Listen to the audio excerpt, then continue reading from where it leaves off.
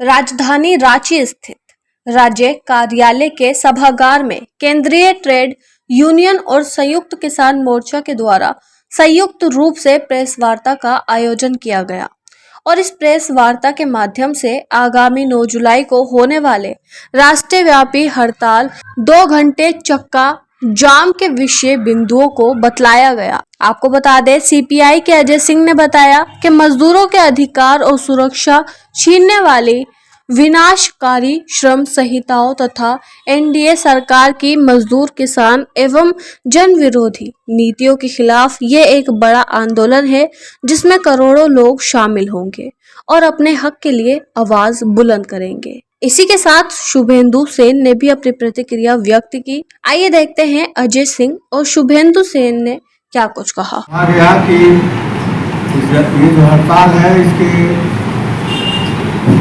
17 सूत्री मांग पर ये हड़ताल आहूत है। इसमें प्रमुख मांग है, सबसे मुख्य मांग है 4 श्रम कोडों को वापस लेने की मांग। ये इसके अलावा भी जो मांग है उसके बारे जो रिलीज जाएगा उसमें संक्षेप में आप लोग को जानकारी मिल जाएगी। मैं अलग से यहाँ जो बोलना चाह रहा हूँ वो है कि ये जो एक कन्फ्रंटेशन वाली स्थिति, टकराव वाली स्थिति केंद्र सरकार के साथ श्रमिक संगठनों का, किसान संगठनों का देश में उत्पन्न हो गया। सबसे पहली बात है कि इसके लिए 100% जिम्मेवारी केंद्र सरकार है। वार्ता का, निगोशिएशन का, हर तरह के जो प्लेटफॉर्म है, हर तरह की जो रास्ता है, उस सबको केंद्र सरकार ने एक एक करके बंद कर दिया। देश के जो प्रमुख ट्रेड यूनियन संगठन है, प्रमुख किसान संगठन है, इनकी ओर से बार बार कोशिश की गई कि हम बातचीत के माध्यम से, निगोशिएशन के माध्यम से हम इन समस्याओं का हल निकालें। इस देश की लोकतंत्र के लिए ये अत्यंत दुर्भाग्यपूर्ण बात है। केंद्र सरकार इस प्रयास का कोई रिस्पांस नहीं दिया, कोई सकारात्मक रिस्पांस नहीं दिया और कुल मिलाकर के हमें बाध्य होना पड़ा कि हम देशव्यापी आम हड़ताल का कॉल दिए। उसमें भी पहले हम लोगों ने ये कॉल दिया था 20 मई को, लेकिन उस समय देश में एक खास तरह की परिस्थिति उत्पन्न हो गई थी, सबको मालूम है, उसके विस्तार में मैं नहीं जाऊँगा। विशेष परिस्थिति को देख करके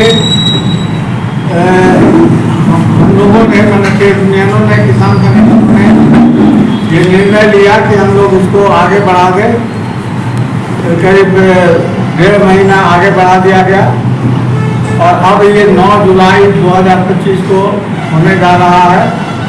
हम समझते हैं कि हमारा उम्मीद है कि देश भर में करोड़ों संगठित और असंगठित क्षेत्र के मजदूर इस हड़ताल में भागीदारी करेंगे। भारत की जनता ने ब्रिटिश राज्य में लड़के अपने अधिकार प्राप्त किए थे, मजदूरों को जो अधिकार प्राप्त हुए थे उसको केंद्र की सरकार ने बदलने का जो काम किया, उसको 4 लेबर कोड में वो बदलने का जो काम कर रहे हैं, जिससे मजदूरों को हड़ताल करने की, उनके अधिकार, अकाल का जो अधिकार का समय, उन सब में कटौती के खिलाफ ये 9 तारीख को हड़ताल होगा, जिसमें इस देश की जितने संगठित रेलवे, बैंक, सभी के कर्मचारी भाग लेंगे और जो भी किसान मजदूर भी इस पर भाग लेंगे। और ये हड़ताल केंद्र सरकार की जन विरोधी नीतियों के खिलाफ इस देश में एक पुख्ता मजबूत आंदोलन खड़े करेगा कि केंद्र सरकार जो मजदूर विरोधी, किसान विरोधी है, उसके खिलाफ ये उल्लंघन भी है और एक तरह से कहते चेतावनी भी है केंद्र सरकार को कि अगर लेबर कानून में अगर आपने बदलाव करने का प्रयास किया तो हम आपको चैन से नहीं रहने देंगे। अगले चुनाव में इस बार तो कुछ कम हुए, अगले बार हम आपका पूरा पत्ता साफ करने का काम करेंगे। ये देश का नौजवान और मजदूरों मिलकर आपको सत्ता से बेदखल करने का काम करेंगे। अगर मजदूरों के अधिकारों और कानून में किसी तरह का कटौती की गई। तो इसलिए हम 4 लेबर कोड तत्काल सरकार वापस ले, ये 9 जुलाई के हड़ताल से हम मांग करते हैं।